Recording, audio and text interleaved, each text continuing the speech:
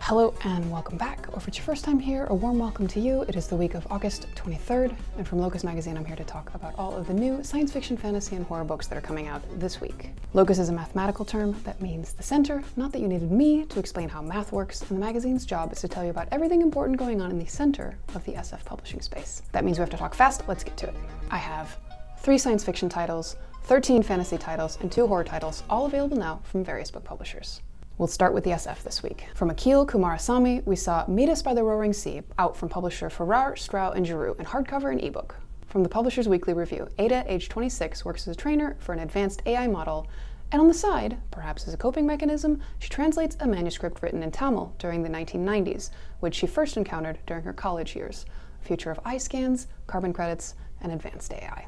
From Jim C. Hines, we saw Terminal Piece out from DAW. Why do we not pronounce it D-A-W? I don't know, it's DAW. Anyway, Terminal Piece is coming out in a hardcover, ebook, and audio. This is a humorous military SF novel, third in the Janitors of the Post-Apocalypse series, from an interview with Hines done by Mary Robinette Cole. One of the things I've loved about writing the Janitors of the Post-Apocalypse trilogy was finding ways for my protagonists to use their janitorial know-how and equipment to fight back against enemies who are usually better armed and better trained. As I started working on book 3, I worried that particular well might have gone dry. I mean, how many times can you pressure wash a bad guy in the face before it gets old? Happily, this didn't turn out to be a problem. Quickly, I'll tell you about a couple of fantasy titles as well. From Patricia Briggs, we saw Soul Taken, out from Ace in hardcover, ebook, and audio. This is the 13th in the popular Mercy Thompson series. From the review by Lisa at Bookshelf Fantasies, as in the rest of the series, there's plenty of action and danger, and of course, Mercy and Adam end up with their lives in peril repeatedly. Let's just say the high points include a big reveal about a secret identity, some questioning about the trustworthiness of an old ally, and the reappearance of a deadly foe.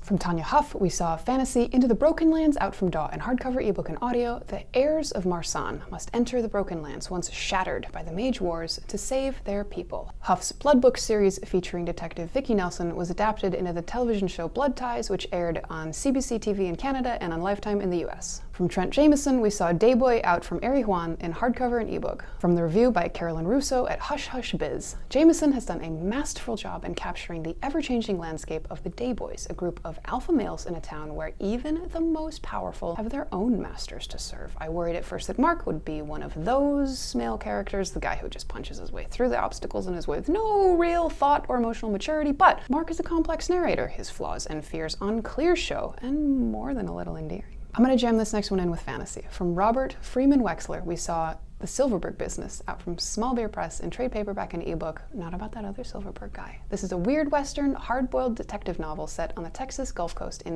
1888. Chicago PI Shannon, in Texas for a wedding, is asked by a rabbi to find Nathan Silverberg gone missing, along with some swindlers. From the review in Locus by Gary K. Wolfe, it's one of the most deeply weird novels I've read in some time, at times hallucinatory and dreamlike, at other times gritty and naturalistic.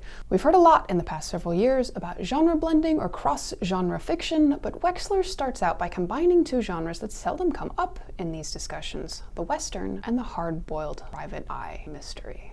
And one horror title we'll tell you about real fast. From David Quantick, we saw Ricky's Hand, out from Titan Books US in trade paperback and ebook, from the Emmy Award-winning writer of Avenue 5, Veep, and The Thick of It.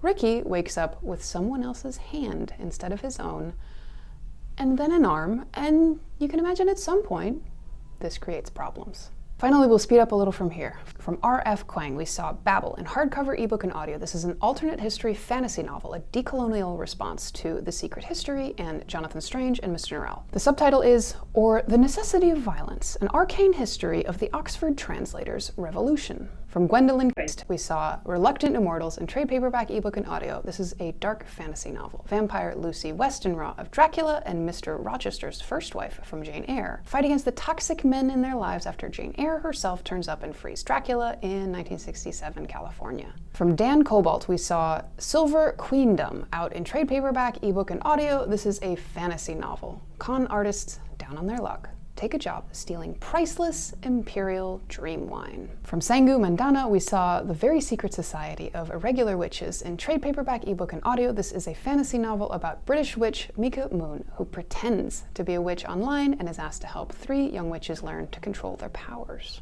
From Bianca Marais, we saw The Witches of Moonshine Manor in trade paperback, ebook, and audio. This is a fantasy novel about a coven of misfit octogenarian witches in debt, targeted by men who want their manor for a men's world recreation center. From Canadian author Kyla Pannon, we saw Beguiled in hardcover and ebook. This is a young adult gothic fantasy novel. A young weaver makes a deal with a spirit to fix her loom. Insert your own pun here about looming disaster, or maybe the webs we weave. From Kung Lee San, we saw Begin the World Over in trade paperback and ebook. This is an alternate history SF novel. James Hemmings, Thomas Jefferson's enslaved chef, gets involved with a coalition of black revolutionaries and Muskogee resistance fighters in 1793. From Mercedes M. Yardley, we saw Darling in trade paperback, ebook, and audio. This is a gothic horror novel. Cherry LaRouche is forced to return to her childhood home in Darling, Louisiana with her children, and after bodies of murdered children turn up, Cherry's own daughter goes missing. From Ilona Andrews, we saw Ruby Fever in paperback, hardcover, ebook, and audio. This is a paranormal romance / urban fantasy novel, the third in the trilogy featuring Catalina Baylor and sixth in the Hidden Legacy series. From Stephen Aryan, we saw The Warrior in trade paperback, ebook, and audio. This is a fantasy novel, the second in the Quest for Heroes series, about a hero who believes his reputation is undeserved. From Alex Aster, we saw Lightlark in hardcover, ebook, and audio. This is a young adult fantasy novel, first in a series about the island of Lightlark, where every 100 years, a centennial game is played by the rulers of 6 nations. Finally, from Hazel Beck, we saw Small Town Big Magic in trade paperback, ebook, and audio. This is a humorous fantasy romance novel. Emerson Wilde wants to help her hometown thrive, but an attack awakens magical powers in her, and she discovers a magical side of town. And quickly, I'll mention another title we saw recently in our reoccurring segment that I sometimes remember to tell you is called In Case You Missed It. The book we'll tell you about is Eyes of the Void by Adrian Tchaikovsky, out from Orbit in hardcover in May 2022 with a cover by Steve Stone. From the review in Locus by Russell Letson. Adrian Tchaikovsky's Eyes of the Void is the sequel to Shards of Earth, second in a sprawling, gaudy space opera series featuring a menagerie of space-traveling life forms, a galactic history of warfare and ruined civilizations, and entire species on the run from inscrutable and vulnerable planet killers. Humankind is a latecomer to this interstellar situation, and anything but a dominant player. In fact, we have become refugees and wanderers, thanks to the destruction of Earth and many of its settlements by the architects. These moon-sized beings / machines appear out of unspace without warning, and for reasons nobody can discover, reshape living planets, and any inhabitants that can't escape, into elaborate sculptural wrecks. The architects seem unstoppable, which does not keep ad hoc alliances of threatened civilizations from trying, and failing to do so, until the discovery of a wild talent gives humans a weapon in the shape of the intermediaries, Ints, some of whom are finally able, for reasons no one understands, to send architects away, ending the war. And that's just the backstory. I mean, these alien being machine things sound like artists to me. And as Oscar Wilde told us in the preface to Dorian Gray, all art is quite useless. So that's all the books we're going to tell you about coming out this week.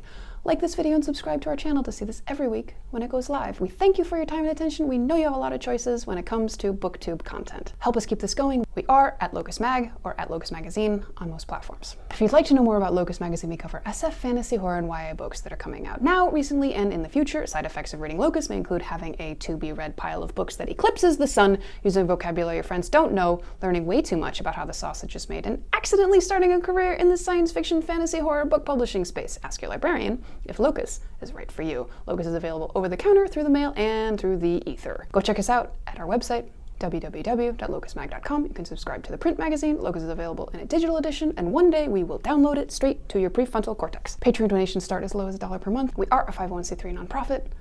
Come back and see us again soon, and we'll be here next week with more new books.